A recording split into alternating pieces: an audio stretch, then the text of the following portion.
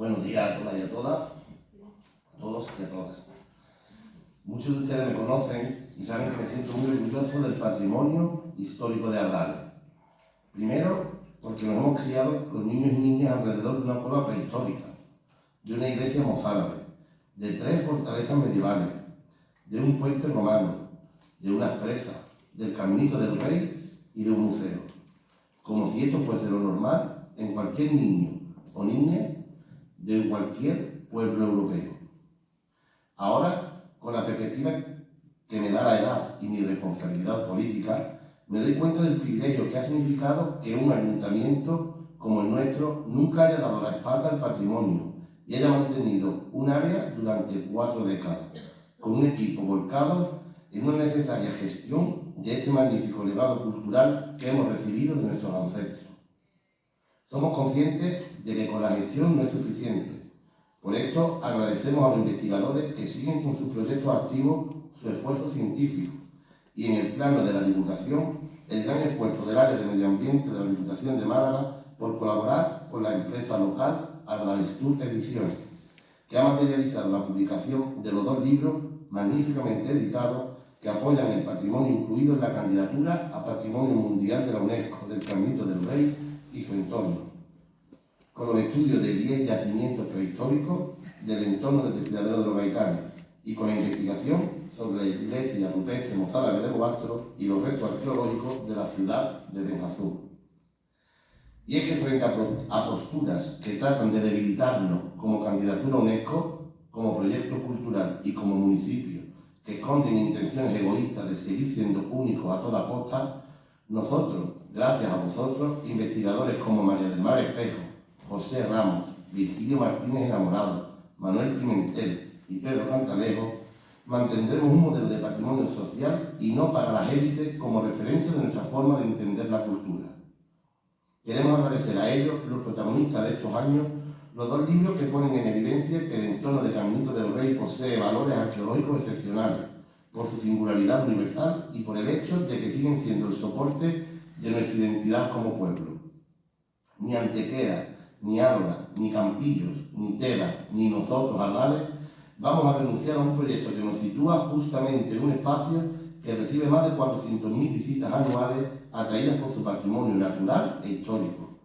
Debemos, ante esta cifra, proteger para el futuro la identidad e integridad de estos sitios y convertirlos en lugares con un esquema de conservación único y por encima de intereses turísticos destructivos. Esa es nuestra intención y en ese proyecto no queremos tratantes. Nos basta a los 5 ayuntamientos y a los miles de personas que conforman estos pueblos. Quiero agradecer especialmente a las personas que han escrito estos 2 libros su aportación como investigadores.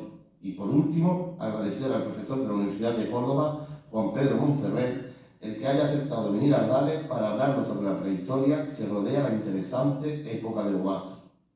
Muchas gracias a todas y a todos los que compartís este día de satisfacción cultural en Ardales.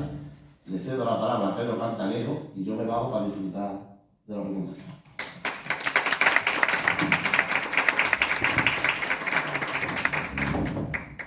Muchas gracias, Juan Alberto. Muchas gracias por tus palabras que, aparte de ser sinceras, pues demuestran esa vocación existente en la política de este pueblo, sin condición de partido ni sin condición de legislatura, que ha provocado el que nosotros lleguemos hasta aquí, más de 40 años después, con una obra hecha, afortunadamente, con un patrimonio situado en unas condiciones, si no óptimas, sí, un patrimonio situado en unas condiciones regladas, con un sistema, como tú has dicho, que ha favorecido la permanencia de un área de patrimonio en un ayuntamiento de 2.500 habitantes, pero que sigue manteniéndose vivo gracias a los equipos que hemos dejado a lo largo de estos años preparados para que puedan seguir al paso a la nueva situación de jubilación en la que lógicamente teníamos que vernos sometidos. Y por último, creo que sí que es verdad, y yo que voy por ahí, lo mismo que mis compañeros Pepe María del Mar, el Virgilio. Vamos por ahí vendiendo el patrimonio de Ardales en cualquier sitio de España, incluso en algunos sitios de Europa, y en el caso de Pepe, incluso en el norte de África, en Marruecos. Nos sentimos una cosa que no es exactamente orgulloso, es decir, orgulloso se siente uno de una cosa que ha hecho y es verdad, pero nos sentimos también satisfechos, es decir, el concepto de llegar a un sitio y representando a un pueblo y representando una tierra, una comarca, y hacerlo desde el punto de vista patrimonial ha sido un empeño muy sincero de muchas personas, han colaborado con nosotros muchísimas personas, pero tengo que decir, y es verdad, dándole la razón al alcalde en las palabras que ha dicho con respecto a la candidatura a UNESCO del patrimonio de Ardales, de una parte del patrimonio de Ardales, también el de Antequera, el de Campillos, el de Ádora y el de Teba, el que no se trata simplemente de conseguir un gran marchamo de patrimonio UNESCO. Eso para mí es lo de menos. En este caso, a mí lo más interesante es el camino y no el fin del camino. El fin del camino, pese a lo que muchas personas piensan, y yo soy contrario a ello, y lo estamos viendo en parte con las últimas declaraciones de Patrimonio Mundial, parece que es como un marchamo de índole turística, cuando es todo lo contrario, ¿no? Es decir, no podemos olvidar que la UNESCO lo que trata es de proteger lugares importantísimos de la historia de la humanidad o incluso de la naturaleza y convertirlos en referentes casi intocables. Es decir, que sean referentes, cuidados y ejemplos de un concepto de patrimonio que dista mucho de la aberración de la cifra, es decir, exclusivamente de la cifra. A mí me parece un gravísimo error el que nosotros nos enfrentemos al patrimonio y sobre todo a esta candidatura en la que estamos, ya veremos cómo sigue. Nos enfrentemos desde un punto de vista simplemente pensando que eso es un gran respaldo al futuro turístico de nuestra zona. Yo creo que los alcaldes lo tienen muy claro, que su obligación, pero también su interés es que esto se reconozca como un lugar que ha sido cuidado, ¿no? Y tengo que decir, para finalizar, porque si no reventaría, que el problema básico que ha tenido nuestro patrimonio es el poco apoyo institucional frente a modelos muy bien apoyados, modelos monumentales fundamentalmente muy bien apoyados. El patrimonio de la zona del desfiladero de los Gaitanes no ha recibido nunca un apoyo explícito de las instituciones culturales y patrimoniales ni españolas ni andaluzas. Es decir, sí, muchas veces han mirado para otro lado, afortunadamente, cuando hemos decidido hacer cosas y pudiendo haberle puesto todas las pegas del mundo, como podían hace 25 años a cualquier acción, han dicho, bueno, pues tirar para adelante, como ha ocurrido, por ejemplo, en cuestiones como la cueva, que después de 8 años de negarnos los permisos, pues nos lo dieron sin ninguna subvención para que no lo hiciésemos, y lo hicimos, y hemos logrado pues esos grandes éxitos científicos, ¿no? Precisamente basado en la cooperación científica, en la base de nuestro patrimonio. Y eso lo demuestra día a día personas como Virgilio y lo demuestran día a día personas como José Ramos, ¿no? A María del Mar y a mí nos tocó vivir aquí. Creo que ha sido un acierto en nuestra vida familiar, personal, que quiero decir, el haber apostado como Ardales como lugar de residencia, pudiendo haberlo hecho, como tantas veces nos lo dijeron, compatible con Málaga, porque nos pareció que sinceramente el patrimonio in situ era algo muy efectivo. Y así hemos podido también tejer una red en la que nosotros nos encontramos en este momento muy satisfechos, porque hay muchas personas jóvenes, muchos investigadores jóvenes que van a poder seguir investigando y van a poder seguir haciendo cosas en nuestro término y en los términos de nuestro entorno. Hoy nuestra cita aquí y le agradezco muchísimo a las personas que están aquí asistiendo. Me han dicho más personas que van a venir, parece que está lloviendo en algunos sitios, y además creo que puesto a mirar cualquier agenda o cualquier redes sociales, creo que hoy uno de esos grandes días de miles de eventos en una ciudad o una provincia como Málaga. Yo ayer conté 40 eventos, una cosa así.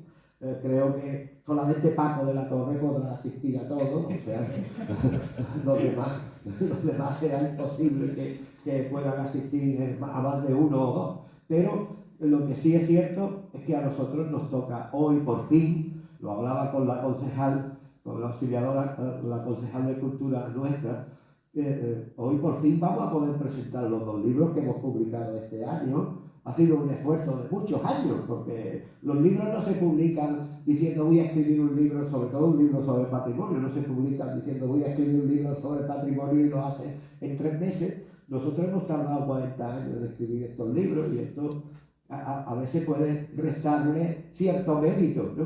Pero actualizar el conocimiento, ponerlo, iba a decir negro sobre blanco, pero esto ha sido a todo color sobre blanco.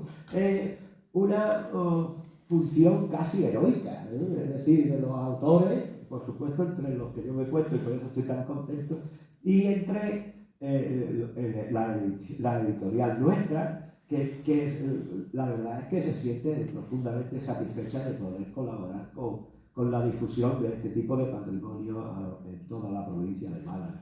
Así que nos toca hoy hablar de 2 etapas distintas pero complementarias del patrimonio malagueño.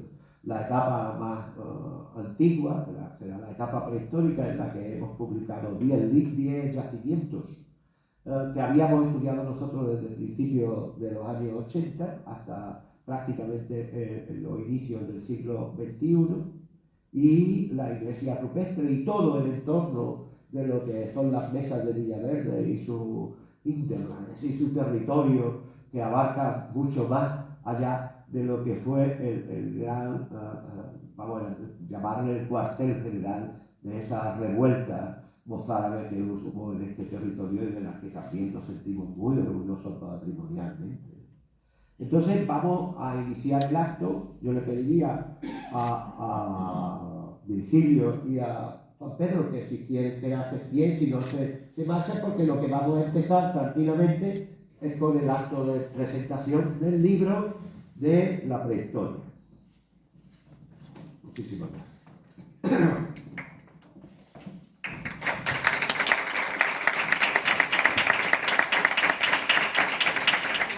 Bien, como voy a seguir yo un momentillo y ya le paso la palabra a Pepe. Como ustedes nos conocen, afortunadamente, nosotros hemos formado un equipo desde hace 40 años en el estudio de la prehistoria de Ardales. No sé si bajaron un poquito la luz para que se vea. Ah, sí, perfecto. Lo más importante de nuestra unión es que ha sido una unión firme, que ha dado no solamente muchos frutos a niveles científicos, sino que ha creado una auténtica red de colaboradores científicos, culturales, patrimoniales y por supuesto también políticos, con el refrendo durante todos esos 40 años y de cada una de las legislaturas que ha habido, el refrendo de que nuestra intención de seguir estructurando la prehistoria del entorno de Ardales, del municipio de Ardales, y durante 8 años, además de una propuesta muy distinta, pero muy bonita. He desenchufado una cosa, ahora lo arreglaré. Una propuesta muy distinta, pero muy bonita, de lo que fue la red patrimonio del Guadalteba, de la comarca, que también, aunque ahora nos parezca que fue una idea muy ambiciosa, me parece que marcó una hoja de ruta interesante para algunos pueblos, que lo estamos viendo, porque estamos viendo como por ejemplo Tebas, que era un pueblo que fue con altibajos, tuvo una vinculación con altibajos con el tema de su patrimonio. Ahora, sin embargo, ha adoptado la misma hoja de ruta que Ardales y todos los años invierte en su patrimonio, con la intención de que se convierta en un recurso cultural potente que hoy en día, aunque lo hagamos indirectamente, también incide en la posibilidad que tiene un pueblo en recibir un tipo de turismo que nada tiene que ver con el turismo masivo, pero que tiene mucho que ver con el turismo interesante que viene a recorrer los espacios patrimoniales de nuestra provincia. Este libro está basado en muchas ideas que han ido eclosionando a lo largo de estos últimos 40 años, que era poner en relación todos los yacimientos, aparte del yacimiento de la Cueva de Ardales. La Cueva de Ardales es el gran yacimiento de referencia a nivel internacional del Paleolítico y tiene una función terminal, tuvo una relación terminal con el Neolítico y la época de lo que fue la Edad del Cobre, porque aunque dejó de usarse la cueva de forma sistemática, la cueva se convirtió en una necrópolis colectiva, en un sepulcro colectivo, en un auténtico osario, y tenemos en estudio más de 25 personas que fueron depositadas allí. Nosotros creemos que el número debió ser casi el doble, más de 50 individuos. Lo que ocurre es que a principios del siglo XIX, cuando en 1821 se descubrió, y ya lo explicamos en la presentación del libro, el año pasado, del libro de la cueva, la atracción no era el arte porque no se conocía, pero sí era la arqueología y sobre todo la antropología, es decir, el coger pues, los cacharros que se habían quedado allí situados, pero sobre todo los cráneos y las mandíbulas, y así resulta que hay repartidos por varios museos, sobre todo el Museo Arqueológico Nacional y el Museo de Sevilla, hay repartidos algunas piezas antropológicas, algunos restos humanos de la Cueva de Ardales, que fueron a la Exposición Universal de París de 1878. Así que en esa historia nosotros nos implicamos y quisimos, la primera pregunta que surge o que nos invade como una cuestión digamos, de interés por nosotros es conocer a esa población que había dejado en la cueva esos restos humanos, esos enterramientos, a esa población que tenía que vivir fuera y que por lógica, porque se estaba produciendo en todo el ámbito mediterráneo, se fue a vivir fuera, pues teníamos que conocer dónde estaba esa población, cómo se había movido, cuál era su función fundamental a la hora de ocupar el territorio. Porque consideramos, y considerábamos también hace casi 40 años, que esa población, muy lejos de lo que se creía entonces, porque se hablaba del neolítico de las cuevas de Andalucía, muy lejos de lo que se pensaba en aquella época, esa población no vivía en las cuevas, sino que utilizó las cuevas exclusivamente como un lugar para la muerte. Había que descubrir las aldeas y había que descubrir más cosas. Y en ese ímpetu de joven que tuvimos, pues nos lanzamos con varios proyectos durante 4 años, varios proyectos seguidos, hasta llegar a los años 90, de prospectar muy a fondo todo el valle del río Turón y la confluencia de los valles del Guadalteba y del Guadalhorce, lo que hoy conforma el conjunto de los embalses. Así que ese es el embrión, digamos, no científico, pero sí el embrión de las espinitas que teníamos clavadas de conocer qué había ocurrido en este territorio tras el gran impacto paleolítico. Así que este libro nace de las prospecciones que dirigió María del Mar en aquella época en las que trabajamos Pepe y yo a fondo, de los primeros trabajos como aquello del Castillo de Turón, el taller de cine del Castillo de Turón. Nace también, y yo creo que es muy importante, de ese vínculo de amistad con muchas más personas que vamos involucrando en nuestros trabajos. Nunca hemos tenido ningún problema a la hora de publicar con todas las personas que nos han ayudado y que han estado con nosotros en este tema. Y por fin construimos un índice que nos llevó a escribir, gracias al apoyo de la Diputación de Málaga, y tengo que personalizarlo en Carlos Bacerot, que es el jefe del Servicio de Medio Ambiente, del área de Medio Ambiente, la ordenación del territorio, que siempre creyó que este tipo de iniciativas de dar a conocer a las personas en un lenguaje pedagógico y didáctico, no para los científicos tenemos ya nuestros artículos, nuestros congresos, entonces en un lenguaje accesible, pues dar a conocer estos yacimientos que nunca se van a convertir en monumentos visitables, que no van a llegar muy lejos, quizás el único que tenemos aquí que pueda convertirse algún día, si el Ayuntamiento de Campillo quiere, es el yacimiento de las Aguilillas.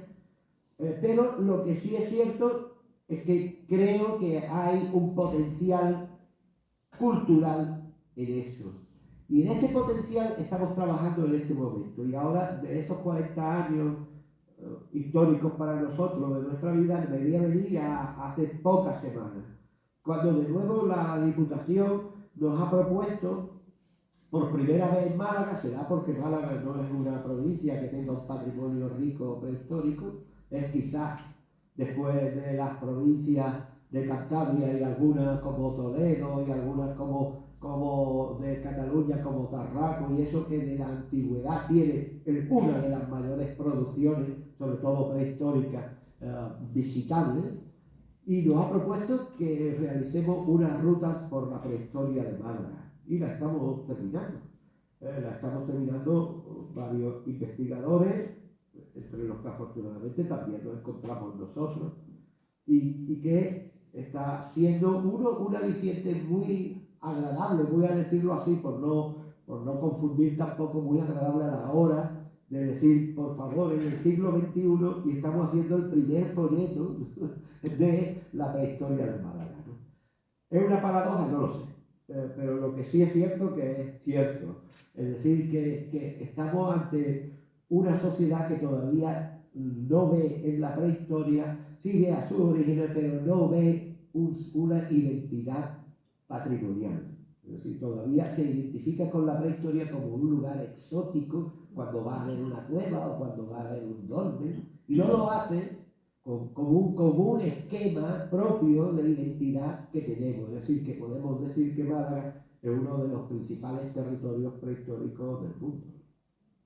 El libro está compuesto, y además hemos tenido incluso la suerte y la deferencia del presidente de la Diputación, que nos lo ha prolongado, insistiendo en una idea muy bonita, que es que habíamos publicado un libro sobre el Caminito del Rey desde un punto de vista patrimonial histórico, habíamos publicado lo de la Cueva de Ardales, ahora tocó lo de la iglesia de Bobastro y tocaba lo de la prehistoria, y dejábamos cerrado una tetralogía del entorno del Caminito del Rey, porque al Caminito del Rey le hacen falta, y yo ahí rompo una lanza con el alcalde de que le hace falta, y a Málaga le hace falta tener más candidaturas a Patrimonio Mundial UNESCO, se consigan o no, hace falta ese impulso, es decir, hace falta lanzar esa piedra al aire para que caiga en algún sitio, y nosotros no nos podemos conformar en Málaga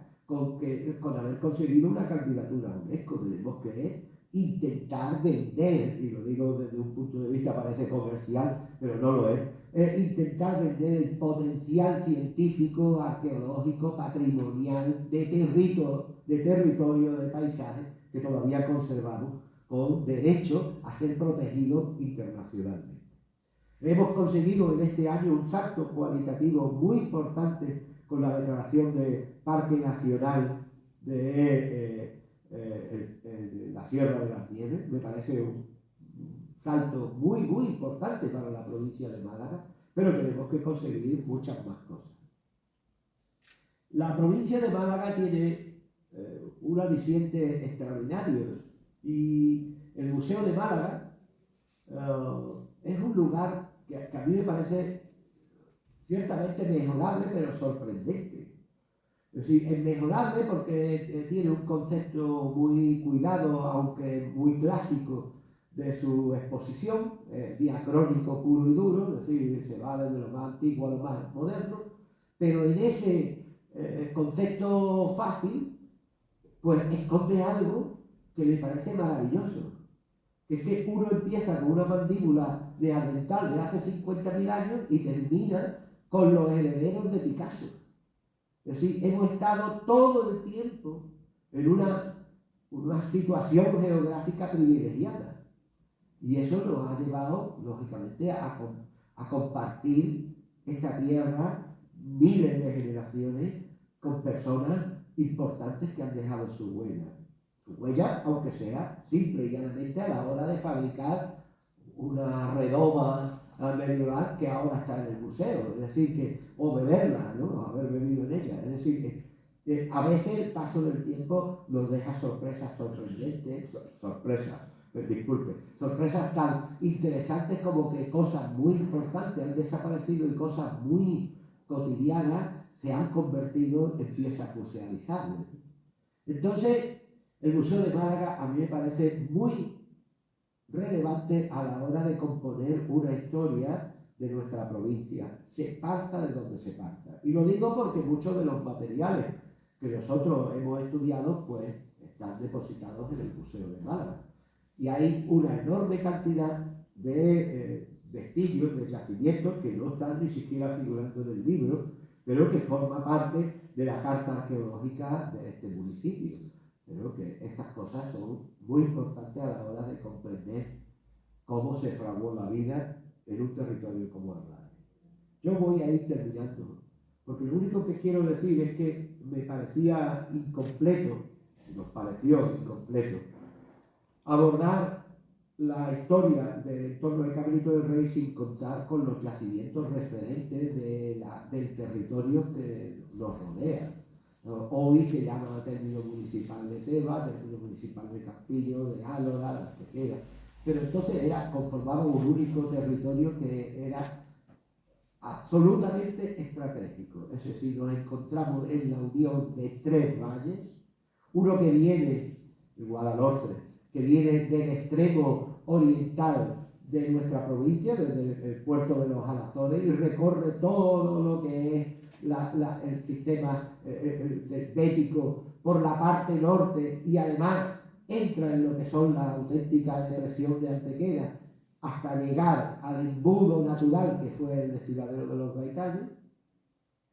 El segundo valle es el que viene totalmente del oeste, el valle que viene de la Serranía de Ronda, pero que tras atravesar todo el flix, todo el surco intramético que hay entre Cuevas del Becerro, Teba, y llega de nuevo hasta la depresión, el boquete que conforma la cerrada del desfiladero de los Gaitanes, y por último el Valle del Turón, que viene desde el sur, el único río de Málaga que corre en dirección contraria al mar, y que por tanto hace un curso que pasa por el Burgo y pasa por Ardales hasta que de nuevo es capturado por ese embudo natural del desfiladero de los Gaitanes. Entre los tres ríos, cuando en Málaga llueve, no como ahora llueve, que ahora está lloviendo en Málaga, que hace bueno, mañana, sino cuando llueve en Málaga, cuando hay una borrasca atlántica y es capaz de llover en Málaga, lo más importante que ocurre es que el 51% del agua que llueve pasa por el desfiladero de los Gaitanes. Sí, la cuenca del Guadalhorce Alto, la cuenca del Guadalteba y la cuenca del Turón recogen el 51% del agua que llueve en Málaga. Eso es muy importante. Eso no le pasó desapercibido ni a Benumea cuando diseñó y a sus maestros cuando diseñaron todo el sistema hidroeléctrico, pero al que no le pasó desapercibido fue al ser humano, que vio cómo todo se centralizaba muy cerca de aquí, en ese punto neurálgico, no que confluyen tres valles, es que se forma el cuarto valle a partir de los tres. Y ese cuarto valle es la gran olla de Málaga, ¿no?, que pone en comunicación el Mediterráneo con el interior. Esa coyuntura, ese valor estratégico de los valles, fue clave para entender el mundo del desarrollo prehistórico. A diferencia de lo que nos enseñaron nuestros maestros, que hablaban de civilización neolítica o de la revolución neolítica como el gran paso de los humanos para constituir ciudades, como pasó en la zona de Oriente, entre el Tigris y el Éufrates, como pasó en Egipto. A diferencia de ese modelo en el que nos encontramos en un desierto atravesado, o en unos desiertos atravesados por un río, y en torno a ese río se fragua toda esa gran cambio climático, social y económico que supuso el Neolítico, el modelo del sur de la península ibérica es muy distinto. Aquí se fragua la misma revolución en horizontal y en cualquier parte, porque aquí hay una fuente cada 2 kilómetros, hay un bosque en cualquier lugar, hay un río no muy lejano y hay grandes sierras que todavía conservaban un potencial cinegético enorme. El tránsito entre el paleolítico y el neolítico no supone una revolución del hábitat. Se sigue viviendo en un hábitat muy beneficioso, en un auténtico paraíso terrenal, aunque cambiara, que cambió un poco relativamente, hubo episodios fríos, pero una vez llegado el Holoceno y el Neolítico, la cosa se atemperó bastante y se pareció bastante a modelos actuales de clima. Pero lo que sí puedo decir es que aquí lo que se creó es un poblamiento horizontal, atomizado. Es decir, aquí no vamos a encontrar una ciudad neolítica nunca. Vamos a encontrar una sucesión de aldeas en cada ecosistema. Una ocupación territorial que por eso nos define a posteriori como modelos provinciales de alta densidad de poblaciones pequeñas, es decir, de muchos pueblos pequeños. Y ese modelo no se ha contrapuesto nunca con el modelo de civilización urbana. Es como si quisiéramos ahora no, pero hace 35 años sí, las primeras veces que íbamos a Londres, en aquella época tan curiosa, cuando todavía Londres era una ciudad triste, y Londres es una ciudad horizontal, de muchos habitantes. Y sin embargo, lo contraponíamos con los mismos habitantes a Manhattan, que era una ciudad completamente vertical. Pero las dos son modelos distintos, pero coexistían entonces. Hoy en día Londres ya se había hecho también muy vertical, aunque sigue conservando. A lo mejor se me ha venido a la cabeza ese modelo para que lo entendamos. Incluso en las ciudades se dan modelos distintos. Pero, ¿cómo íbamos a tener nosotros, aun teniendo un río grande en el sur de la península que es el Guadalquivir, cómo íbamos a tener nosotros una ciudad como las que hay en Babilonia, en todas las zonas de Mesopotamia o en Egipto? No lo íbamos a tener. Porque allí, si te sale 1 kilómetro de donde llega la inundación, en la época de inundación, lo que tiene es inhabitable. Pero aquí, si tú coges tus bártulos, porque te hacen mayor, eliges pareja en otra aldea, y coges tus bártulos, tus 2 cabritas, tu saco de semillas, y te vas al lado de la fuente de yo no sé dónde, que está a 3 o 4 kilómetros de aquí, montas tus 2 cabañas, sobrevives. Y eso es lo que nos hemos ido encontrando en el campo cuando hicimos la prospección neolítica. Lo que nos íbamos encontrando era asentamientos humanos de 2 o 3 cabañas, no más. ¿Eso es una aldea? Pues una aldea al estilo cateto nuestro. Pero es porque es una aldea posible, no imposible. Cuando en un mismo cerro, como en Almorchón, que lo vamos a ver después, encontramos 7 asentamientos prehistóricos, podemos interpretarlo como queramos, pero ninguno es grande. Son todos pequeños. Y a lo mejor ni siquiera eran de personas distintas, sino que eran como una especie de asentamientos poblacionales a lo largo de las estaciones. Como cuando aquí hace 50 años se iba a cegar al campo y se iba la familia entera al cortijo y abandonaba su casa del pueblo. Y estaba durante todo el verano con las tareas del campo fuera de su sitio de hábitat. Y así es como tenemos que entender ese gran cambio que supuso pasar de la reproducción de la naturaleza paleolítica, donde teníamos que adaptarnos, a la producción de la naturaleza, porque ahí sí hay una cosa importante en esos pequeños neolíticos que se asientan por todos lados en Málaga, que cambiaron el paisaje, ¿eh? Ojo que nosotros no hemos sido los más malos contra el ecologismo, ¿eh?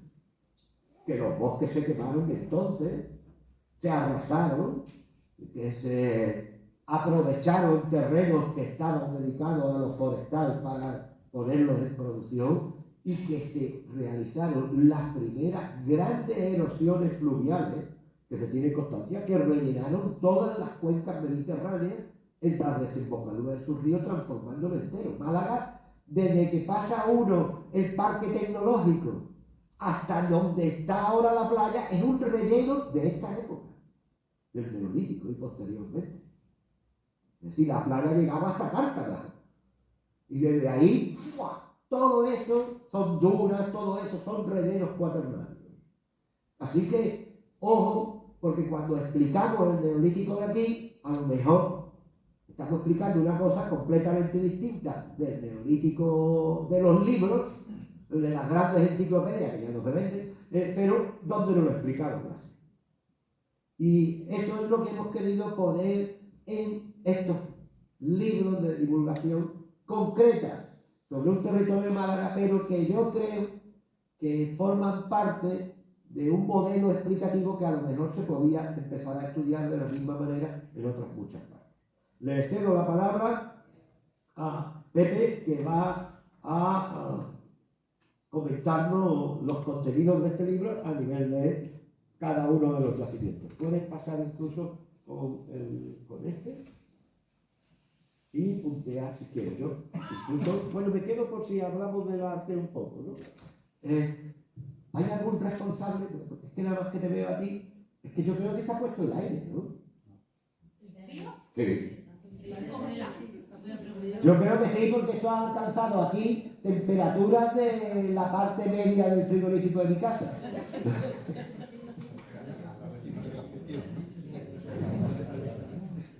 ¿Sí?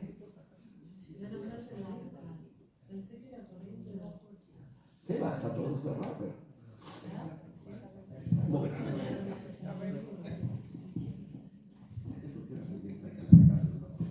Vale.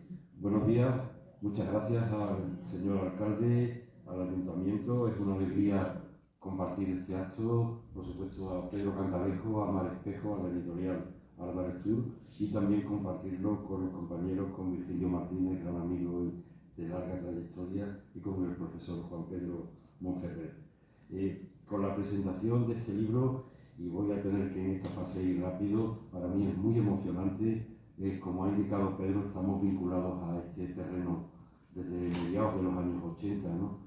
Pero voy a ir al grano, es decir, hemos realizado estudios de arte prehistórico, estudios de tecnología lítica, a lo que representó aquella publicación de Castillo del Turón, prospecciones en el territorio, excavaciones de urgencia y proyectos generales de investigación.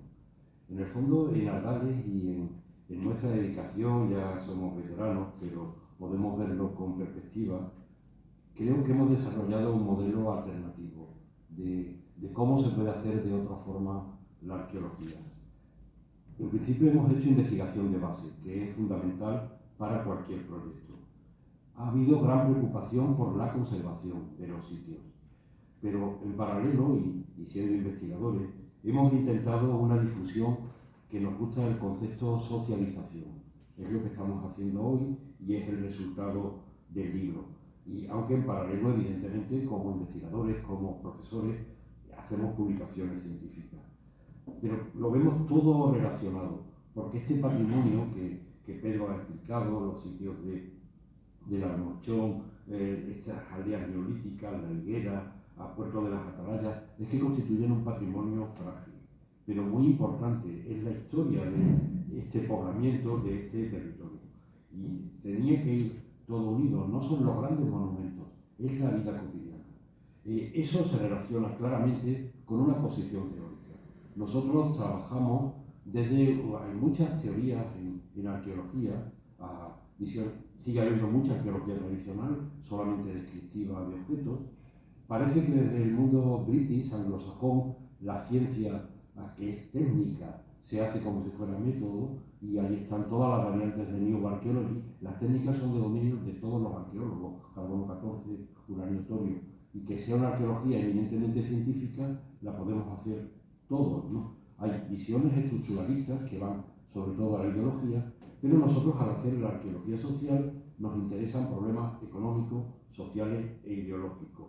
Nos interesan aspectos como la propiedad de la tierra, de los medios de producción, la propia producción y distribución de los objetos, los sistemas de valores.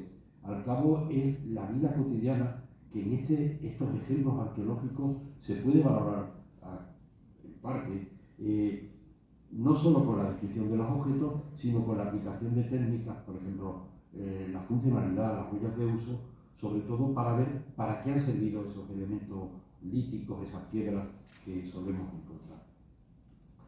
Como bien ha indicado Pedro en la introducción, aportamos en el libro 10 yacimientos, que van desde, puesto que ya hemos estudiado en otros libros divulgativos, la cueva de Ardales y el paleolítico del entorno, sobre todo desde la época neolítica a edad del bronce. A nosotros nos gusta llamar a estos ámbitos, que los conceptos neolíticos y edades son de la arqueología tradicional, los usamos por convencionalismo, por entendernos con los colegas, con los arqueólogos, pero nos gusta llamarles sociedades tribales, comunitarias, las neolíticas, y sociedades clasistas iniciales, a las de el llamado cobre y bronce, es decir, tercero y segundo milenio. Ahora comentaremos, ¿no? Pero verdaderamente lo que explicamos son aldeas, como bien ha explicado Pedro, y cementerios, es decir, la vida y la muerte de estas poblaciones. En el fondo, desde esa línea social, los modos de vida y modos de trabajo.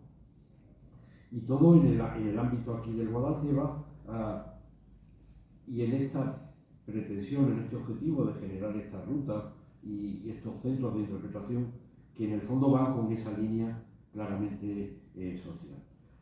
Pedro lo ha comentado también, pero es básico también recordarlo, que en el propio libro se da una especie de repaso a la prehistoria malagueña, ¿no? Desde las ocupaciones, porque hay mucha historia aquí, no todos son los dólmenes de Antequera, ¿no? Aquí hay muchísimo poblamiento que nosotros como generación estamos convencidos, hemos hecho lo que hemos podido, ¿no?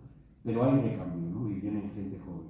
Es decir, aquí hay sitios como Atapuerca, claramente, ¿no? Aquí hay sitios acherenses de más de 1 millón de años. Aquí está presencia de Homo erectus. Y luego, evidentemente, muchas aquí al lado, ¿no? En las propias terrazas del Turón, en todo el entorno de las Melizas en Cártama, en las terrazas del Guadalhorce en Archidona, en las terrazas del Guadalteba frente a la cima de las Palomas de Teba. Y en la continuidad vendrán sorpresas formidables.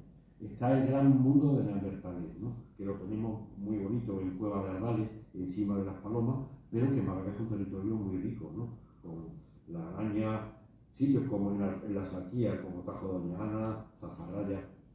Está el paso a la humanidad anatómicamente moderna, ¿no? Lo tenemos también en Ardales y en Teba. Y luego muchas cuevas, ¿no? Importantísimas, ¿no? Pileta, Higuerón, Victoria, Navarro, Calamorro, Pecho de Nombre en Marbella, Las Suertes en Antequera. Y con una sucesión y problemas muy bonitos que están en marcha, ¿no? Entre gravetiense, solutrense, magaraniense, el paso de la humanidad neandertal a la humanidad moderna.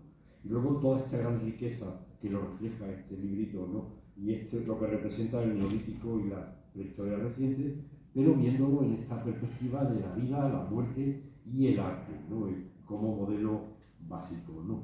Para ver producción, reproducción, ideología, ¿no? Lo interesante es que Caminito del Rey y toda la zona de Guadalteba es un lugar, como se indica en la parte inicial, que podría parecer hostil por la montaña, lo abrupto a veces del territorio, pero es que esta zona tiene muchísimos recursos, ¿no? Muchísimos recursos, como Pedro ha indicado, en la línea sobre todo de agua, fundamental, ¿no? El agua dulce como elemento básico para las poblaciones de toda la historia, una masa forestal importantísima para estas sociedades de la prehistoria, caza, ganadería, numerosos recursos, y se ve claramente en la cueva de Ardales, lo que Pedro lo ha indicado, es que esos animales que luego se domestican están representados ya por los cazadores-recolectores, ¿no? Esa visión difusionista del neolítico aquí se puede poner en cuarentena porque muchos recursos que vendrán en esa etapa reciente de la prehistoria estaban desde las sociedades cazadoras-recolectoras. Por tanto, insistimos en esas ideas de modos de vida y modos de trabajo, ¿no? Para ver la aproximación real, ¿no? A lo que una palabra que nos gusta mucho de los colegas de la arqueología social latinoamericana, la idiosincrasia, ¿no? Que es lo que caracteriza claramente a estas poblaciones en este territorio. Y comenzamos un poco con la perspectiva del objetivo cuando nos organizamos Pedro María del Mar y yo para hablar un poco del acto, ¿no? Era ir exponiendo al hilo de los yacimientos, de los registros, que pueden parecer modestos, pero que para nosotros son fundamentales, ¿no? Para entender esta ocupación del territorio, al hilo de lo que representa Puerto de las Atarrayas y Almorchón, que nosotros habíamos dado avances pues, importantes en nuestra trayectoria, porque éramos jóvenes, los lanzábamos en revistas, en concreto esto se publicó en Castellón, en una revista universitaria, y verdaderamente lo que ya estábamos viendo era un mundo de aldeas al aire libre. Todavía en aquellos años 80 se hablaba del neolítico de las cuevas, aunque esa noción la acuñó Pedro Botimpera, hay que entender que era producto de su época, ¿no? Y el hombre, el investigador español que estaba en el exilio mexicano, ¿no? Pues verdaderamente reflejaba lo que se conocía, no se había prospectado ese mundo al aire libre, ¿no? Pero también esto se engarzaba en que todo el neolítico, como ha indicado Pedro, se veía desde Oriente. Y en estos años hemos ido viendo que las industrias líticas, sobre todo las piedras talladas de este tipo de sitios, hundían raíces en las sociedades cazadoras-recolectoras, ¿no? También los estudios se hacían en aquellos años muy vinculados a lo que se llamaban fósiles directores. Es decir, determinado elemento daba como una visión cultural. Entonces se llamaba neolítico antiguo, neolítico medio, neolítico final, por tal estilo de la cerámica. Vale, eso hay que hacerlo, pero es mucho más, ¿no? Y mucho más es un poco toda esta serie de elementos que caracterizan, como comentábamos, a las sociedades tribales. Si las sociedades cazadoras-recolectoras estaban basadas en la agregación como elemento parental, aquí son las filiaciones, los elementos antropológicos, ¿no? Es decir, la estructura familiar, que ya va a quedar en el modo de vida aldeano. Y el ejemplo muy bonito es Puerto de las Atarrayas y Almorchón. Hay un nuevo modo de producción y de reproducción social. La tierra es básica, ¿no? Y eso le da la peculiaridad, la idiosincrasia a ese modo de vida. Hay espacios sociales que están, Pedro lo ha explicado, ¿no? Es estas montañas, estos apeaderos del ganado, estos descansaderos en el Almorchón, vinculación montaña con el valle, agricultura y ganadería unida, pero siempre con el agua, ¿no? Y detrás de estos productos, detrás de estas hoces, detrás claramente vinculadas con las primeras prácticas agrícolas, con estas hachitas pulimentadas para las prácticas de deforestación, Pedro lo ha explicado, es que ese concepto del ataque al medio es un debate ahora mismo muy actual del antropoceno. El antropoceno que se está vinculando por el mundo british también, desde la bomba atómica y desde la contaminación, nosotros lo vemos desde el neolítico, que es cuando verdaderamente en el Holoceno se transforma en medio. Empiezan los fuegos, la tala de bosques, ¿no? Y eso se ve claramente en esta serie de sitios estratégicos como Puerto de las Atarrayas, en la boca de entrada al caminito, pero controlando el valle y junto a toda la sierra de todo el ámbito del propio serranía, del entorno que conocemos como el Almorchón. Por tanto, son estos ámbitos de tipo socioeconómico lo que explican, ¿no? Aquí también vemos la relación de Almorchón con poblados también de Ardales y del entorno, como Olivar de Cunito o Cortijo San Miguel. Estas poblaciones agropecuarias empiezan a almacenar grano y lo vamos a ver también en sitios como La Higuera, que veremos que hay una gran cantidad de elementos tanto de cereales como de leguminosas, ¿no? Por tanto, esta serie de emplazamientos en media montaña que asociamos a pastores y con estas pequeñitas aldeas, estos desplazamientos que Pedro explicaba, lo vemos de gran interés histórico porque explican esa diversidad y explican ese territorio. Insisto, no todos son los dólmenes, los superdólmenes tipo Mega, esto explica los dólmenes. Este asentamiento en el territorio explicará la jerarquía, puesto que las contradicciones que vendrán con el megalitismo van a ser producto de las acumulaciones de esta serie de sociedades a lo largo de varios milenios, ¿no? Lo interesante también es que estos poblamientos arrancan desde lo que sería en lo normativo un neolítico antiguo y ya claramente como sociedad activa. Aquí tenemos el registro, vamos a ir avanzando en este sentido, de Abrigo del Gaitanejo.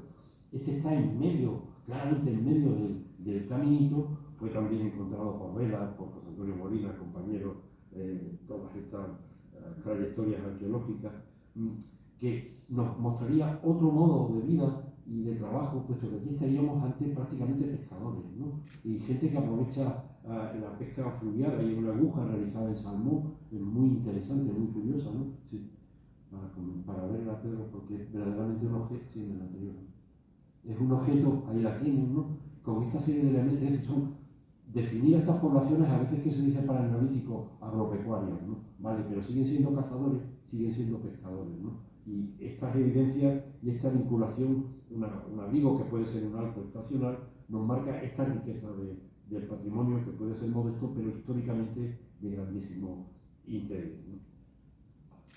Tajo del Cabito, ¿no? Que lo puedes tú comentar, Pedro, ¿no? Al ver un poco la relación de los sitios de hábitat con los sitios ideológicos, ¿no? Con los sitios Sí, hay una interesante yacimiento rupestre en el término de Antequera, pero está en la zona muy próxima a la zona de Cabrito del Rey, que es lo que nosotros llamamos el Tajo de los Cabritos.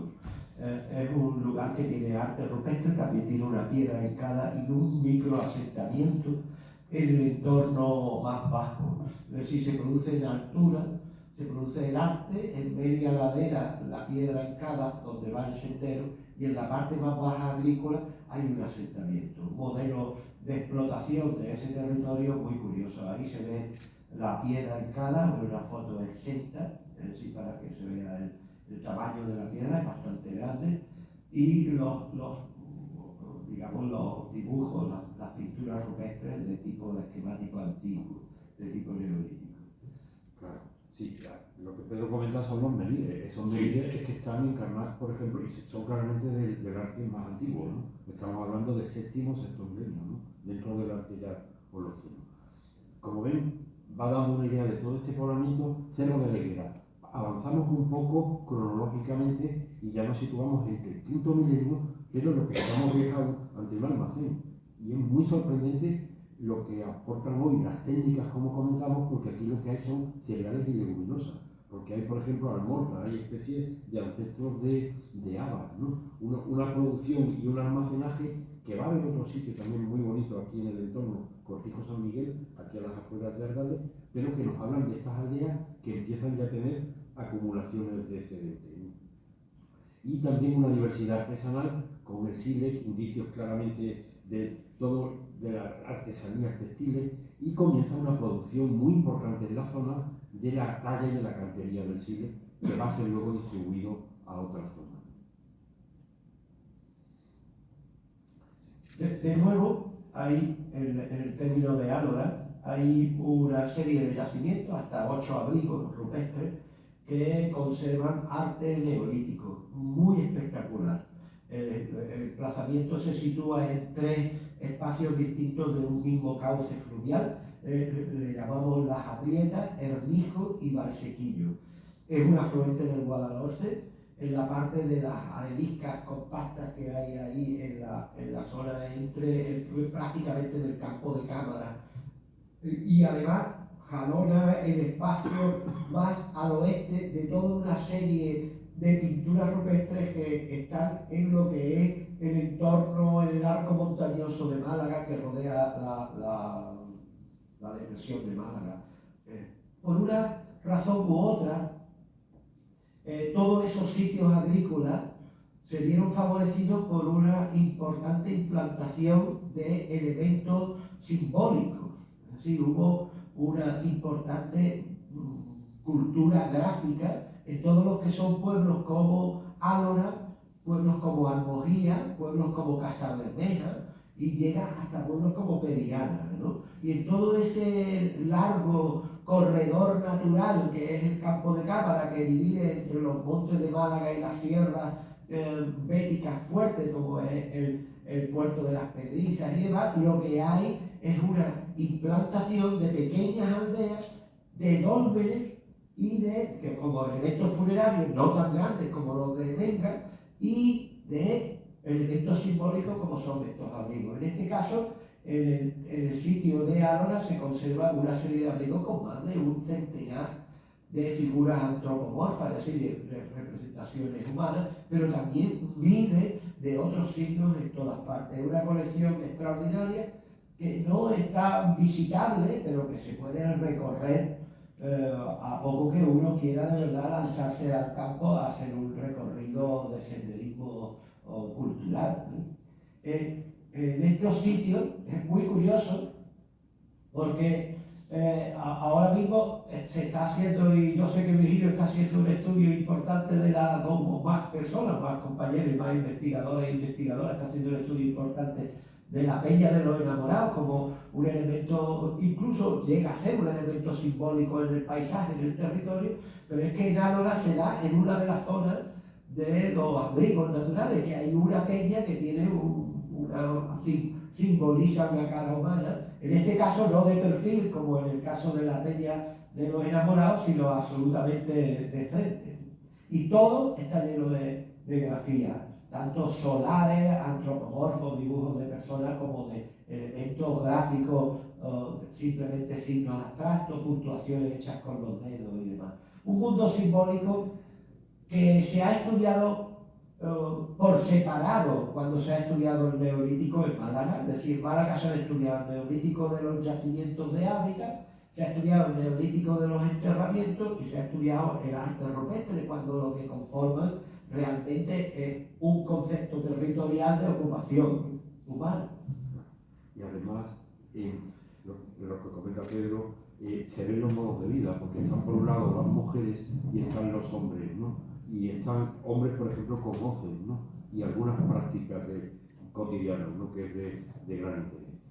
Continuamos con la exposición de los sitios que aquí presentamos con el complejo de Cueva de las Palomas, en Teba, otro pueblo hermano y muy querido, donde también estamos muy vinculados, o con la cueva neolítica, el abrigo con arte rupestre que Pedro y María del Mar analizaron, y la cima paleolítica, donde también ahora mismo estamos trabajando.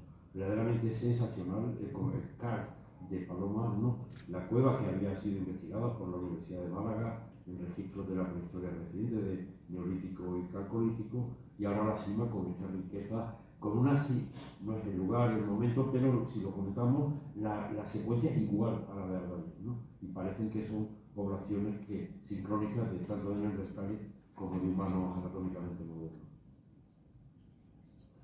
Es el cañón aquí de Joró, que trajo aquí del molino, y toda la presencia de estos elementos simbólicos, ¿no? Sí, fue uno de los primeros estudios que hicimos en esta zona, en paralelo a los primeros también que realizábamos en la cueva de Ardales, y es un abrigo que contiene 7 elementos gráficos muy curiosos, porque no hay dibujos humanos, sino lo que son grandes estelas funerarias, y es que realmente la cueva funcionó en el Neolítico como un gran enterramiento colectivo, vamos, como una presencia, lo que Luis Efrén, el conservador de Cueva Aneja y experto en este ámbito pre-megalítico, habla de ese concepto de utilizar las cuevas naturales como referentes funerarios mucho antes, al menos 1500 años antes que los primeros dólmenes.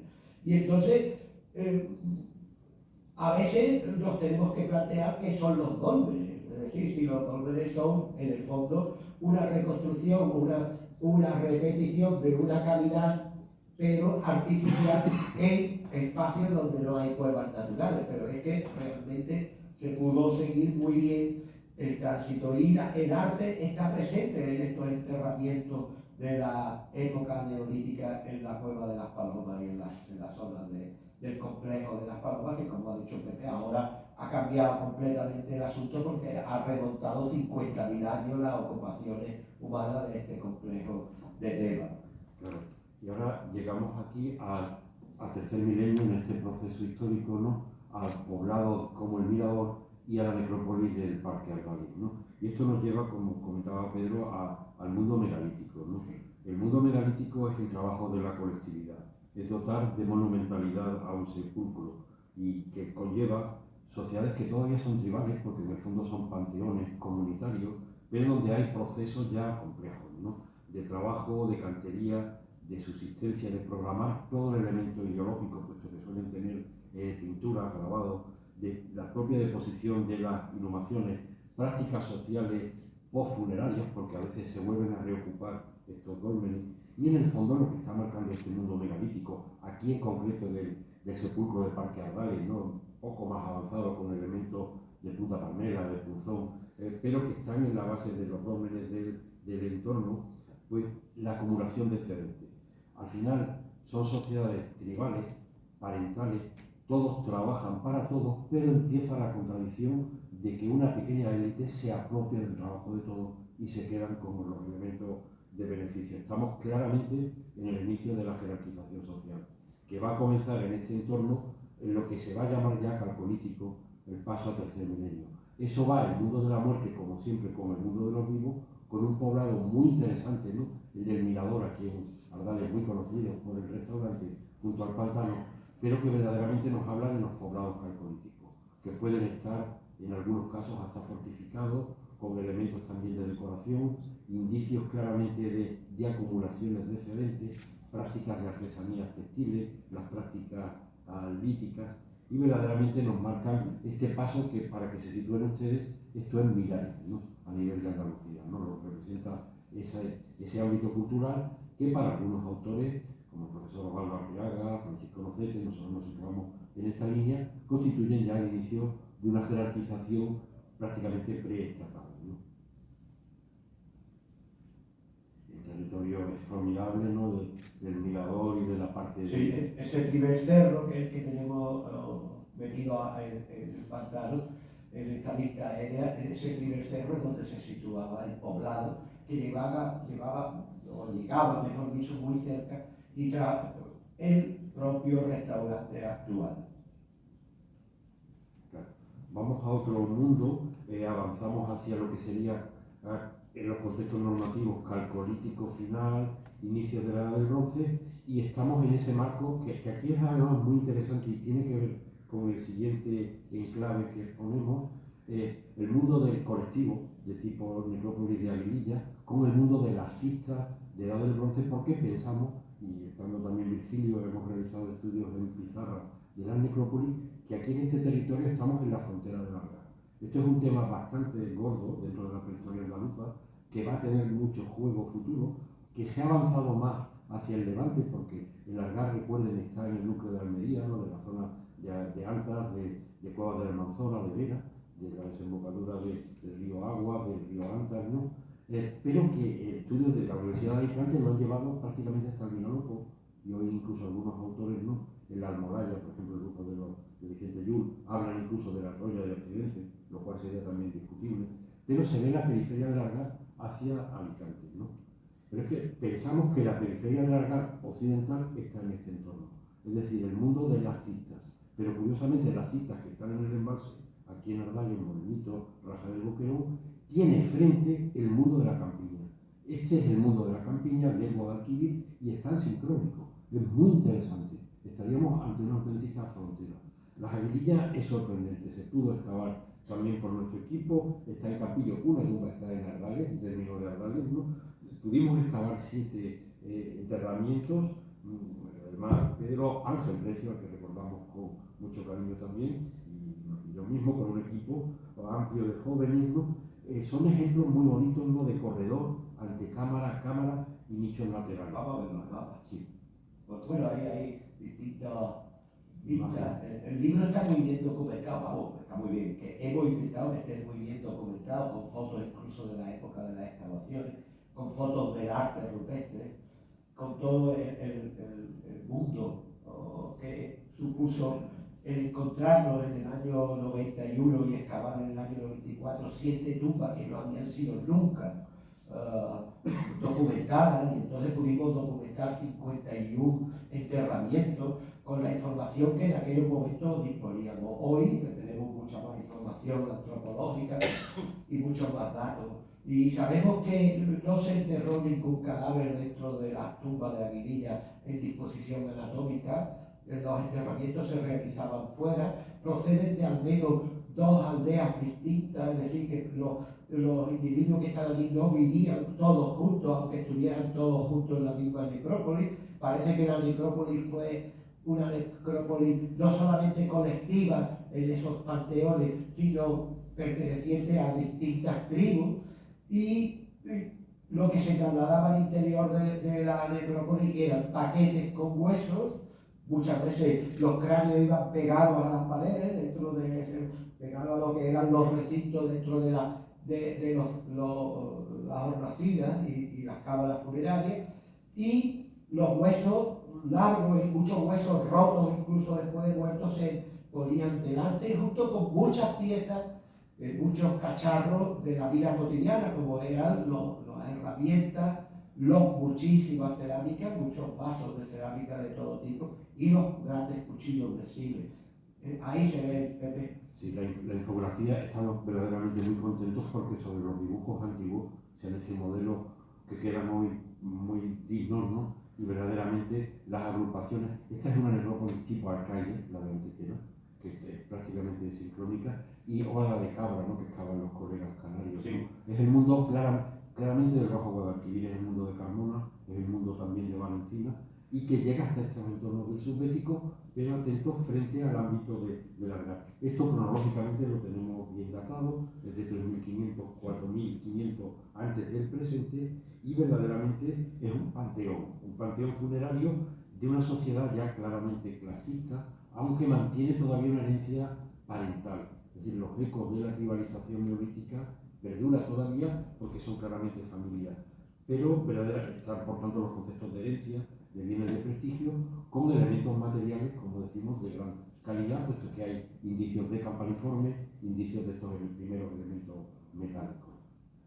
Y el contraste viene con este otro mundo de las cistas de edad del bronce, que estaban en Málaga, en la Sarquía, que por los nuevos que los equipos de la Universidad de Málaga lo han estudiado en el Río Grande, en Ronda, Luis Estrella Fernández en Rodahuevos, aquí también próximo. Nosotros pudimos excavar Morenito, que para el equipo fue muy interesante. La metodología fue, si acaso, curiosa, porque pudimos, era una tumba en el vaso del pantano, en una de las sequías de estas periódicas, ¿no? Que fue en el fondo una fortuna, ¿no? Que avisaron los colegas del Museo de Málaga a Pedro, y que pudimos organizarnos en tiempo récord, ¿no?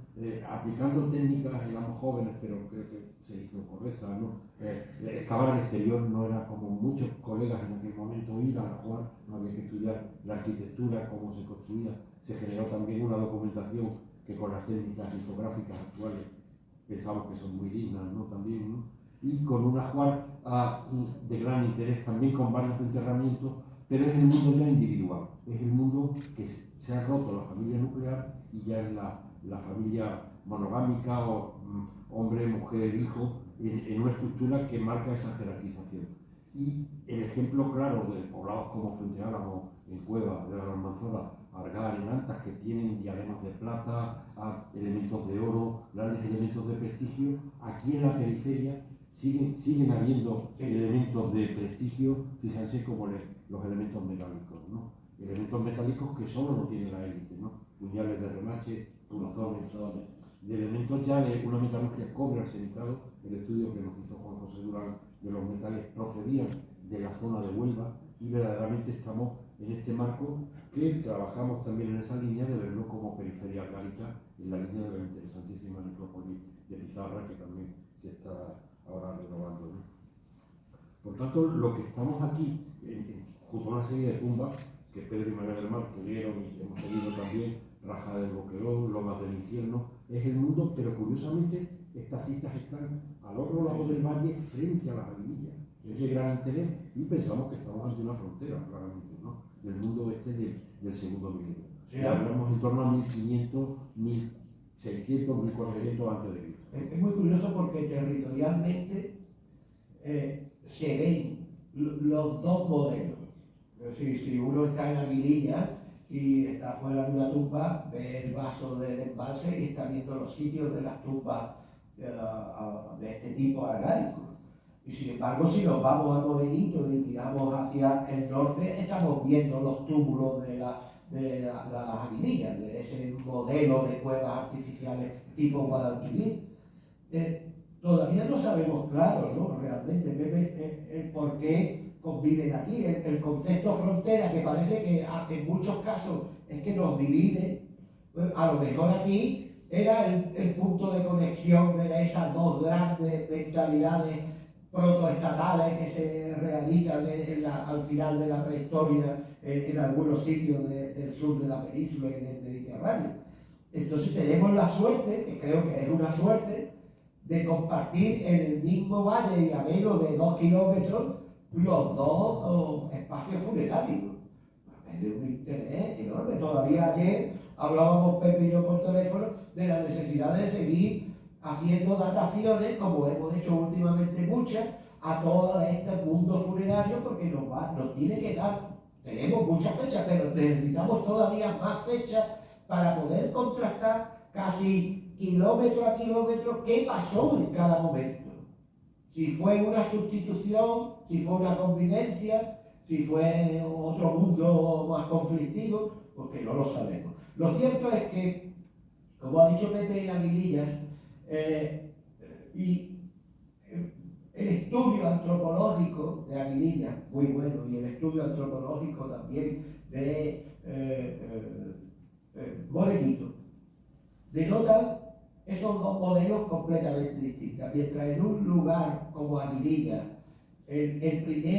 la primera inhumación se realiza cerca de la aldea y se traslada, o de los poblados, y se traslada al panteón ya como un osario, el mundo de Morenito, es decir, el mundo de las fiestas, es un mundo individual o familiar, es decir, puede haber una o dos personas, y esas sí estaban enterradas anatómicamente, es decir, sí fueron primeras inhumaciones, y ese es un punto del megalitismo ya, ¿no? Donde se metían el muerto. Ahí hay dos rituales, pero que están conviviendo en la misma fecha. ¿Qué son? ¿Fruto de dos mentalidades sociales o fruto de las tradiciones? Pues no lo sabemos todavía. De hecho, hay una tumba en Aguilillas, donde descubrimos 8 entierros, 8 depósitos funerarios, exclusivamente de mujeres jóvenes.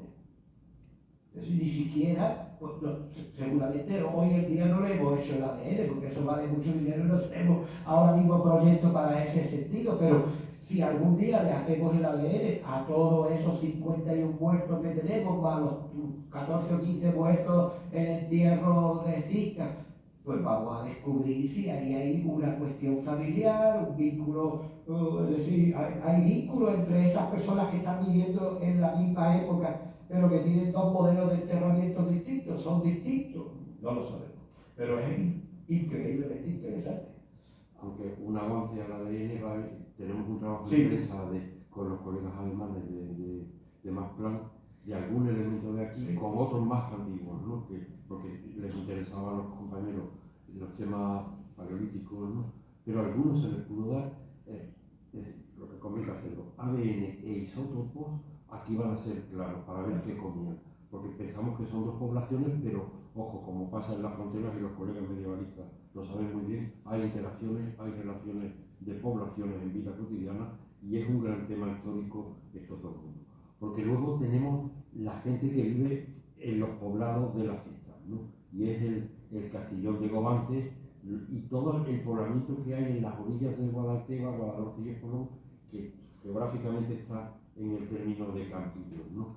Esto nos habla de otra sociedad, nos habla claramente de la consolidación del segundo milenio. En esa línea que seguimos el profesor Arteaga, para nosotros son estados prístinos.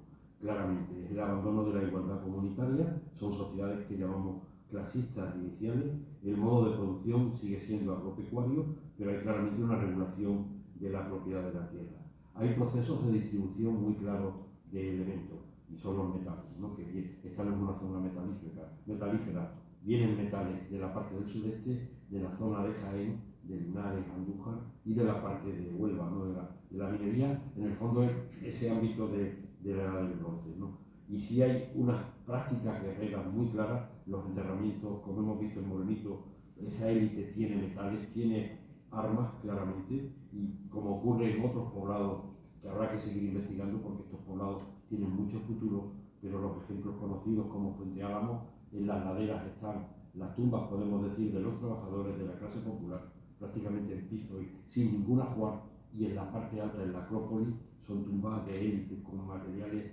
ejemplos de esos de Fuente Álamo, diademas de plata, metales de oro, ¿no? Aquí en la periferia no llega a esa riqueza, pero la propiedad de controlar algunos elementos de metal es muy destacado, ¿no? Se ve por tanto esa diferencia entre los poblados y la necrópolis. Y este poblamiento del bronce, que luego va a tener una continuidad, porque son poblados de larga secuencia, ¿no? Que tienen Tartesos luego, es decir, lo que comentaba Pedro, es la génesis de Tarteso, de lo que va a ser, es decir, poblaciones tanto de Guadalquivir como aquí del sudeste, que estamos hablando de 1500, 1400, se nota que tampoco no están en estos sitios, pero está por ejemplo en la Peña de Arenales, el bronce tardío, es decir, este territorio no se abandona, nunca hay continuidad luego hasta el mundo propio histórico, también muy interesante en la zona, aquí no se ha podido colocar, pero que esas comunidades de bronce tardío llegan hasta bronce final y están los asentamientos de Raja del Boquerón, del Paso del Pantano, sobre el que interactúa, se indica un poco en el libro, la interacción fenicia. Y llega la continuidad al poblamiento del litoral. Por tanto, se va viendo que todo no está lineal, que la historia son relaciones y reocupaciones, ¿no? Y que verdaderamente, cuando lo analizas desde un territorio como este, ves lo complejo que es, que el tema es verdaderamente difícil, pero que no hay vacío ni lo que no son las explicaciones aquellas difusionistas simples que nos daban de jóvenes, ¿no? Es muy bonito el registro de estos sitios del bronce, porque fíjense, en el Museo de Arenales hay un ejemplo de un telar que reconstruyeron Pedro María del Mar, precioso, ¿no? De estas fusayolas, de estas piedras de telar, muy parecidas a las que serán luego las romanas, ¿no? Y son telares artesanales, y estas orzas claramente para almacenaje ya, pero en el ámbito doméstico de los poblados.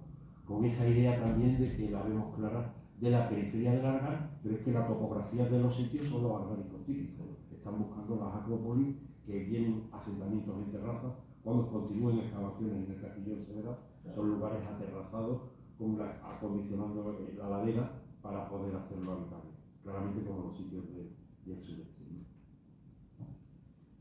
Y un poco la idea, ¿no? Que quizás pueda comentarlo Pedro, ¿no? De la ruta, ¿no? De la idea de la pienso que este modelo de difundir la prehistoria a través de libros divulgativos es un modelo que puede seguir, puede tener futuro, porque, como he dicho antes, la ruta por los orígenes de Málaga, que nos ha invitado a realizar la Diputación, y el área de medio ambiente con Carlos Baseló a la cabeza, pues me parece una idea muy brillante, que completaría ese concepto que ha desarrollado la Diputación de tener una gran senda de Málaga y de tener una senda litoral. En ese sistema de provocar en Málaga una alternativa al turismo convencional, mucho más vinculado con el medio ambiente en este caso y con el patrimonio, pues se marcaría una serie de hitos que van a ser reestudiados, pero sobre todo van a ser republicados en libros asequibles, en un folleto de divulgación, incluso en los monumentos, en los museos y en los distintos enclaves culturales de Málaga. Y con eso yo lo único que quería era cerrar un poco, dejo que Pepe cierre definitivo, pero sí quería cerrar un poco el esquema del libro. Se pretendió desde el principio dar un repaso a esos yacimientos que nunca iban a tener un protagonismo importante dentro de la monumentalidad.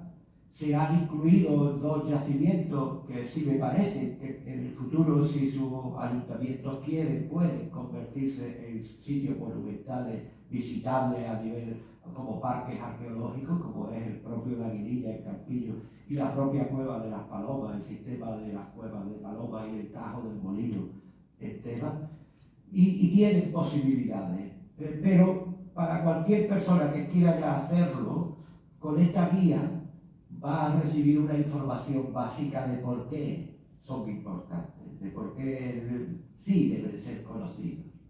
Y eso es lo que hemos querido reivindicar, hemos querido sacar de los innumerables publicaciones científicas que hemos hecho en estos últimos 40 años, que en un congreso en tal sitio ha salido tal cosa, en otro congreso en Castellón, el otro que hicimos en Burgos, el que hicimos en Madrid, y al final está todo repartido dentro de un esquema que no es como el de ahora, que hoy en día todo está en internet, sino que de todos estos congresos se publicaban en libros gordos y en actas de congresos que no están digitalizados en su mayoría y que por tanto están exclusivamente en las bibliotecas científicas. Y eso es lo que hemos querido hacer con este libro. Yo me siento, y os lo digo en nombre propio, en nombre de María Hermán, muy satisfecho de haber podido hacer esta obra pequeña, pero muy densa y muy asequible al público. El libro se lee muy bien, muy rápido y no tiene ningún problema. Y además hay una bibliografía para todo el que quiera leer el libro o otro libro o acceder a otro tipo de cosas.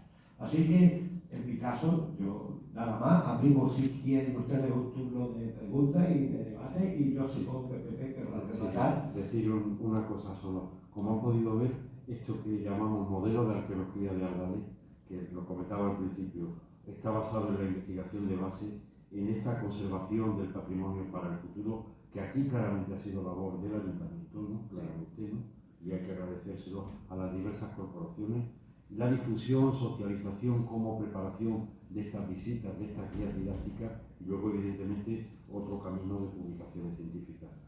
Creemos en este modelo y en lo que todavía podamos, por biología, ¿no? Por edad, seguir, vamos a intentar continuar. Es un producto de muchos años de trabajo, pero como ha indicado Pedro, con mucha ilusión y con mucha alegría, ¿no? De ver el libro publicado. Vale, pues muchas gracias. Muchas gracias.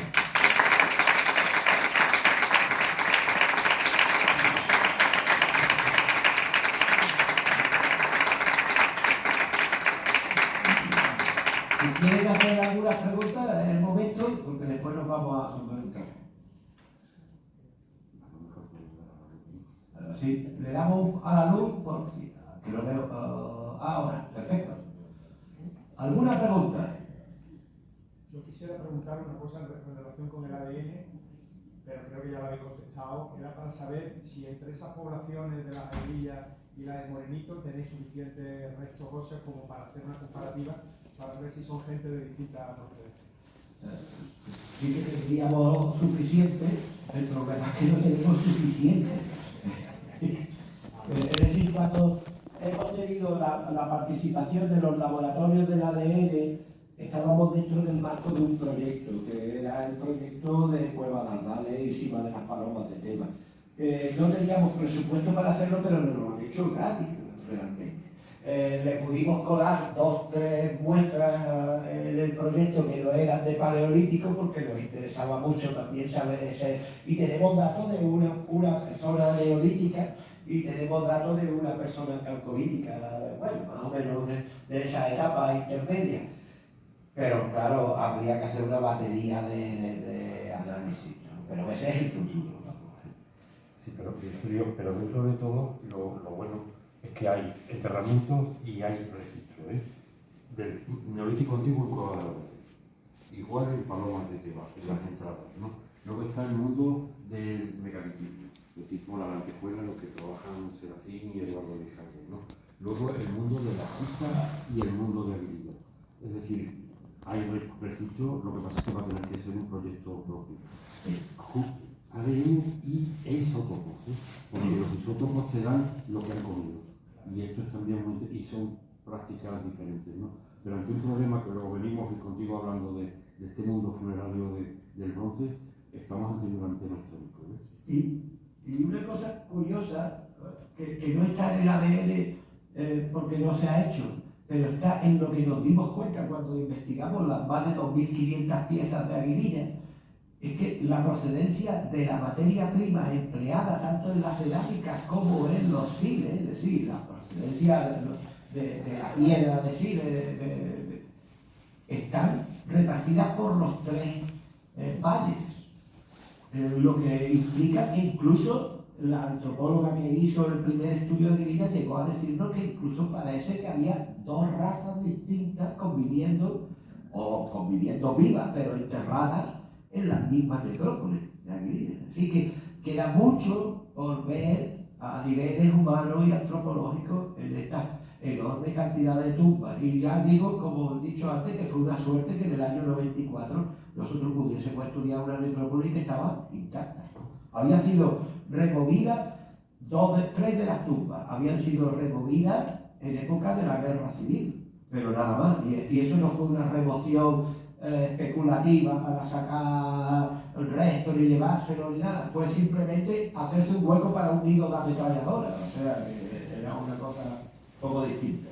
No, y lo que te comenta Virgilio de los temas antropológicos es que, por ejemplo, es el ejemplo de lo que indica Pedro, que haya 8 mujeres jóvenes. Eso es que al testar un antropólogo francés le llaman muertes de acompañamiento. Es decir, cuando morir, y es una sociedad claramente donde la mujer tiene un papel tremendo, ¿no? Limitadísimo. Moría el hombre y mataban a las concubinas, ¿no? Es como una cosa que se han visto, por ejemplo, Montevideo, un dolmen aquí en Sevilla, ocurre exactamente igual, ¿no? Entonces, este tipo de prácticas hay que seguir investigándolo porque es como en Egipto como en las otras culturas, ¿no? Entonces, tiene ejemplos antropológicos conocidos en la literatura y aquí arqueológicamente empezamos a tener evidencias muy claras, ¿no? Entonces, esto sigue, está claro, hemos hecho una fase, ¿no?, de trabajo, ¿no? Pero esto tiene que seguir y lo que se pueda, pero esta parte de la bioarqueología va a dar resultados preciosos, ¿no? Pero requerirán nuevos proyectos, ¿no?, evidentemente. Para nosotros ha sido como pagar una vieja deuda, ¿no? Habíamos hecho esto, lo habíamos defendido en la juventud, lo que había entonces, que eran los congresos, no habíamos tenido trascendencia a las redes sociales actuales, es decir, nadie se puede buscar un yacimiento publicado en el año 86 en un congreso, en el acta, porque no lo tienen digitalizado, ¿no? Pero había que ponerlo un poco al estilo siglo XXI, dándolo a conocer en un producto elaborado, ya con cierta unidad, dándole un orden cronológico, es decir, se cuenta la historia de este territorio diacrónicamente, y eso a mí me ha gustado muchísimo, porque me parece que de verdad ponemos en valor, eso sí es poner en valor un territorio y una época, en este caso, que es la época prehistórica. En el fondo es lo mismo trayectoria de un yacimiento tan potente como el de Bobastro, ¿no?, que necesita paulatinamente ser actualizado, ¿no?, aunque sea descrito de nuevo. Hay otra pregunta, pero quería preguntaros también por el tema de la paridolia, el tema de la... Sí, de la cara esa de... Esas imágenes, esos grabados que aparecen, esas pinturas que aparecen, coinciden cronológicamente con las de las peñas de la Enamorada, son de la misma época. De la misma época. Es muy interesante porque es que esos dos temas, el tema del ADN, porque acabo de leer un libro que recomiendo a todo el mundo, hay que pasársela, los que no sean biólogos tienen que evitar leer esa parte porque no van a entender nada, pero hay una parte histórica, que es el libro de un catalán suizo, se llama Lluís Quintana Mursi, se llama Humanos, donde hace un estudio del ADN desde el inicio de los tiempos, con una parte, digamos, exclusivamente biológica, que yo no entendí nada. Tengo una hija que está estudiando biología y espero que cuando venga me lo explique, y una parte que es histórica, donde explica muy bien cómo es el desarrollo del ADN, y claro, me he quedado fascinado con una explicación muy, muy básica, pero muy, muy interesante. Y especialmente en el mundo africano, que es un mundo de una intensidad del ADN verdaderamente notable. Y el otro tema es el de la peridolia, de los parecidos naturales. De los parecidos naturales, que claro, como estoy con la peña de los enamorados, yo ya voy buscando por ahí parecidos razonables.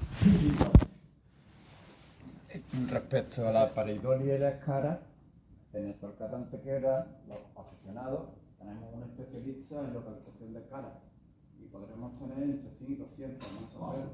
Os decimos un poco porque yo pienso que eso en un futuro, si seguimos ampliando este tema, puede ser un bombazo en el mundo de la geología, la arqueología y todos los temas. Por allí hay una petición y ahí después hay otra. Sí, quería saber con qué medios cuentan para hacer todo esto, solo los ayuntamientos, obviamente. Sí. Y no todo. Bueno, ha habido una larga trayectoria. Hombre, en la Cueva ha habido un proyecto internacional, ¿eh? Porque luego también quería saber si es estratégico ese espacio.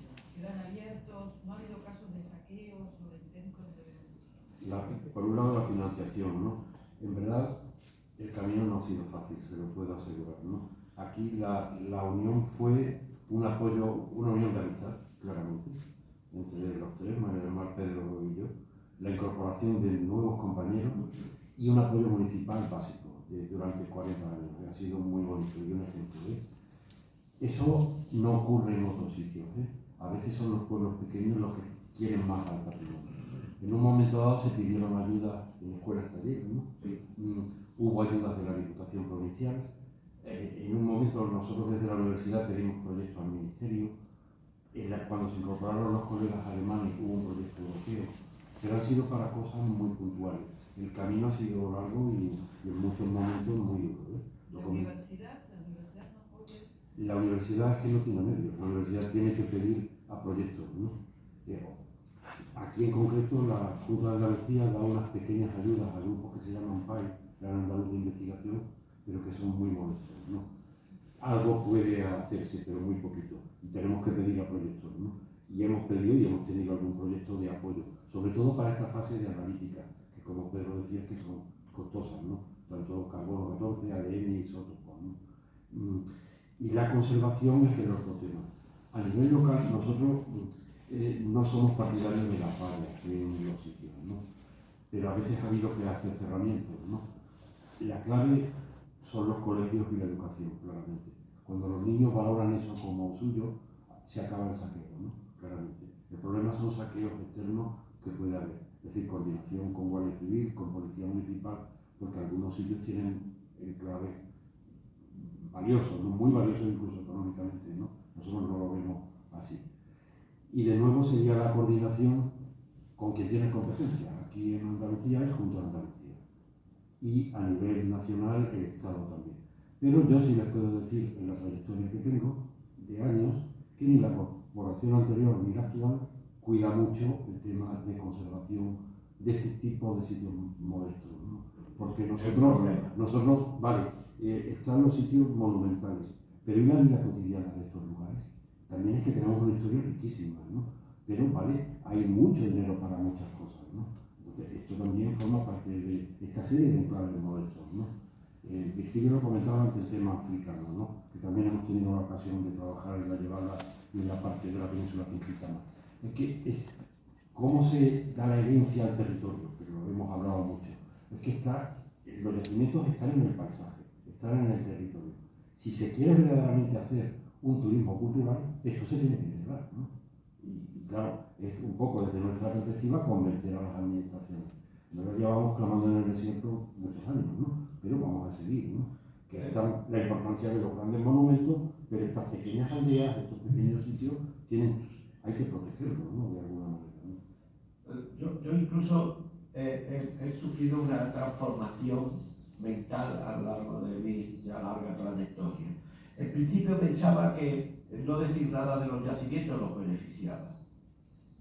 El desconocimiento, evidentemente, pues protegía dentro de mi mentalidad joven a los que íbamos encontrando, porque es verdad que había ataques directos de saqueadores y ataques directos de personas que hacían daño.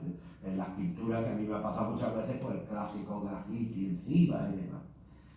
Con el paso de los años he ido entendiendo que el no hacer nada también deteriora. Es decir, cuando uno no hace nada con un yacimiento, lo olvida sencillamente y lo oculta a los demás, no lo transfiere, no habla de él, no lo publica, no dice nada, no lo libra del peor de los deterioros que puede sufrir un yacimiento, que es el olvido.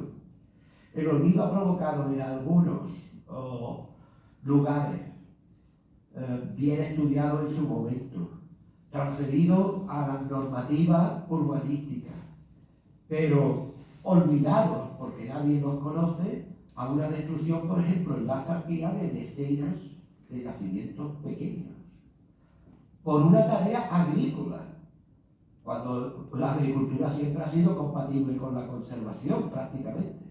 Pero hoy en día, si tú quieres sembrar aguacates o mangos, no siembras un árbol. Compras un bulldozer, alquilas un bulldozer que te destruye entero y te abancala un cerro y después siembran los bancos. Esa práctica del siglo XXI, que vale mucho dinero, pero que después reporta muchos beneficios directos y muchos perjuicios indirectos, pues esa práctica agrícola está acabando con los yacimientos. ¿Cómo se protegen los yacimientos que hoy publicamos en este libro? Pues muchos de ellos están protegidos por leyes ambientales, porque están dentro de los parques naturales, dado que es un espacio natural protegido, el desfiladero de los Gaitanes, el entorno de Aguililla, el entorno de los embalses también está protegido medioambientalmente. Otros, sin embargo, están en mitad del campo. Y en mitad del campo podrán estar mientras no haya, es decir, hasta que exista un reglamento urbanístico rural que obligue a un campesino, si quiere cambiar de cultivo, a hacerlo con un permiso de control de lo que está haciendo en la tierra. Sí, hasta ahora un agricultor no pide permiso para sembrar olivos, y cambiar el campo de cereales a olivos no pide permiso. ¿Y por qué tiene que pedir permiso uno que viva en un pueblo cuando va a hacer una obra y tiene que pedir un permiso para ver si debajo de su casa hay yacimiento? Y no lo pide el agricultor, el campesino, para sembrar 1500 olivos, cuando va a hacer 1500 hoyos con una máquina, porque los olivos no los siembran de otra manera, y ningún árbol ya. Entonces, ahí hay un problema gordísimo de la administración, que no cuida el territorio, no cuida el paisaje. Y entonces ese es el principal problema. Nosotros vamos a heredar, y sobre todo nuestros descendientes van a heredar, un paisaje que podrá seguir siendo agrícola, pero que no ha tenido respeto con la historia de sus pueblos. Ahí es donde está el quid de la cuestión. Por más que tú le pongas un vigilante, le pongas una valla, eso no sirve de nada. Al contrario, algunas veces poner una valla o una reja en un abrigo con pintura era como poner un cartel: ¡destrúyeme! Sí, era así, ¿no? ¿Antonio? No, lo que a mí se me ocurre ahora es una cosa de tipo práctico, porque al ver la imagen del abrigo del Gaitanejo, o la cueva del Tajo del Molino, la situación me hace pensar cómo llegaban a estos sitios, para qué, con qué intenciones, porque, por ejemplo, el abrigo del Gaitanejo, quien haya recorrido el Caminito del Rey, está claro que por ahí no entraban. No. Tendrían que llegar, yo lo sé, pero bueno, a lo mejor... Bueno, ahí hay una clave, que es entender el territorio como nosotros lo explicamos un poco en el libro. El abrigo del Gaitanejo, en el fondo, está vinculado, en la parte más baja está vinculado con el curso fluvial del cañón, pero en la parte más alta está vinculado con el Alcorchón, que era de verdad el sitio de los recursos forestales, cinegéticos, de plantas medicinales, de carbón y de leña, que no nos podemos olvidar que los bosques no se destruyen todos precisamente porque eran necesarios también en la economía de producción de la prehistoria reciente, desde el Neolítico. Hay una cosa que a mí me gusta mucho, que es pensar, ¿no? El presentismo no nos sirve, ¿no? Porque muchas veces creemos, como ha dicho Pepe, que porque parece que estamos en un territorio, en un momento estamos en el cañón del desfiladero, estamos en el Tajo del Molino, las pinturas están a 18 metros, tú lo sabes mejor que yo, del suelo, en mitad de un cañón, y dice uno el presentismo: aquí, esto, porque llegaban aquí, esto, cuando esto es un lugar súper hostil para los humanos. No, perdona, ese era su medio económico. Si disponer de un cañón en un espacio como el nuestro, el desfiladero de los Gaitanes, era un medio de aprovisionarse de una economía durante las peores épocas del año, que era el verano y el primer otoño. Porque los peces se mueven, suben y bajan, a desovar uno, a desovar otro en direcciones contrarias. Pero las cabras, en el momento, y todos los grandes herbívoros que se quedan sin agua, bajan a los ríos. ¿A qué río tienen que bajar? a las grandes montañas en la sierra, a los que están al fondo en los cañones. Los cañones siempre han sido los mejores cazaderos de fauna y los más fáciles. Todas las tardes hay fauna en los cañones.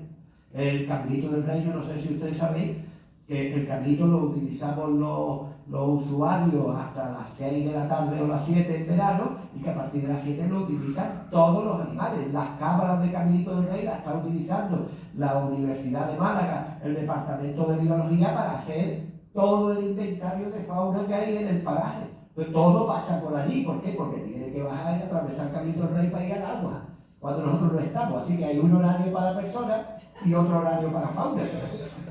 Sí, sí. Es muy interesante el concepto de utilización de un espacio. A nosotros nos puede parecer absolutamente ilógico colocar una pintura en lo alto de un cerro o en lo alto de una pared. Pero como tiene un elemento simbólico, no podemos olvidarnos que nosotros también utilizamos elementos simbólicos en el paisaje y en el territorio, a veces vinculados porque lo han querido vincular con la religión. Y nosotros sabemos que la imagen protectora de Ardales, con su patrona, está en todo lo alto. Yo no voy a verla casi ningún día, pero sé que hay un día dedicado a eso y que la imagen de la patrona está allí. El símbolo del concepto de la superestructura, ¿no? De la estructura del modo de vida. A ellos lo que les interesaba saber es que allí en lo alto estaban las pinturas de su gente, de su antepasado. Digo yo. ¿Alguna pregunta más? Pues hora del café, señores. Tomamos café durante media hora y inmediatamente después a las 12 retomamos la segunda parte de esta sesión. Dígame.